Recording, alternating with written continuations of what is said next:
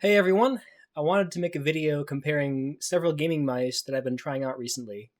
I'm not going to cover every difference, just the things that stood out to me. So I've got the Razer Deathadder Elite, the Razer Deathadder V2, the Razer Viper 8K, and I'm borrowing my friend's Logitech G203 Prodigy. So initially I got the Deathadder Elite, which comes with the Omron mechanical switches. It was absolutely great, but eventually the switches started double clicking. So then I got the Deathadder V2, which comes with the Razer Optical switches. I didn't like the feel of the switches, so I got the Razer Viper 8K, which comes with the second gen Razer Optical switches, which are supposed to feel better. They did feel a bit better, but not by much. It turns out the cable on this Viper was faulty. I got it used, so what can you do? But I decided to try swapping the second gen switches from the Viper into the Deathadder V2, which I thought had the first gen switches. It turns out that this Deathadder V2 already had the second gen switches, even though on the Razer website it says it has the first gen switches. The gray ones are the second gen, and the black ones are the first gen. I don't know if all Deathadder V2s come with the second gen switches. I'm guessing it depends on when it was made.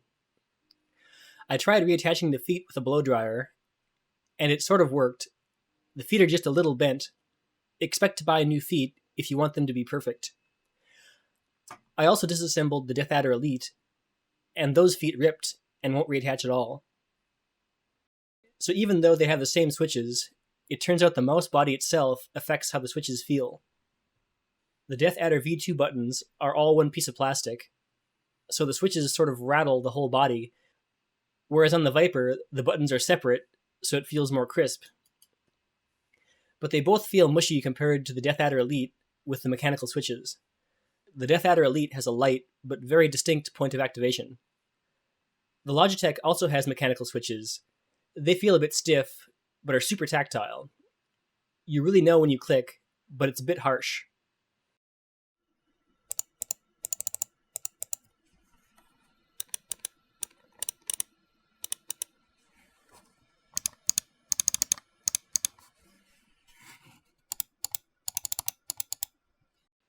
The optical switches are supposed to be faster, but I really couldn't tell the difference, even using two mice at the same time to compare. I will say the optical switches are a really neat design. The light portion is part of the circuit board, so the switch portion is completely mechanical and requires no soldering. The switch simply blocks the path of the light when you click. If they can find a way to make them feel better, I'm definitely still interested. Now for the bodies. The Deathadder Elite is the heaviest, and the Viper 8K is the lightest. I like the feel of the Viper 8K. They call it an ambidextrous mouse, whereas the Deathadders are called ergonomic mice, but the Viper feels just as good to hold on to. I actually prefer the feel of the Viper. It's a bit lower, so you can lift the middle of your hand off the mouse and move it with your fingers. Whereas the Deathadder is really tall, so it takes up your whole hand, and I have fairly large hands. The Logitech feels really bad to hold. The sides are convex, so it doesn't feel like it was really designed to be held at all. It's just a round, hard plastic shape. All the Razers have a soft, textured concave spot where your fingers naturally rest. The sensors all seem fine, with way more than enough DPI. The Deathadder V2 and the Viper 8K are a bit hard to use without a mousepad.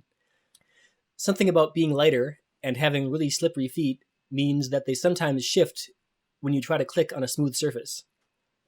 And if you slightly lift one side of the mouse, the cursor sometimes shoots off in a random direction. There may be a setting somewhere I need to adjust. These mice are definitely designed for a mousepad, which remedies all of these issues. The Deathadder Elite doesn't have these problems. It's heavier, and its feet are less slippery, so it stays put when you click. With a mousepad, my ideal mouse would be the Viper 8K body, with the Omron mechanical switches from the Deathadder Elite. But since that's not possible, and sometimes I don't have a mousepad, overall I would still go with the Deathadder Elite, and maybe get two to have a replacement if the switches start double-clicking again.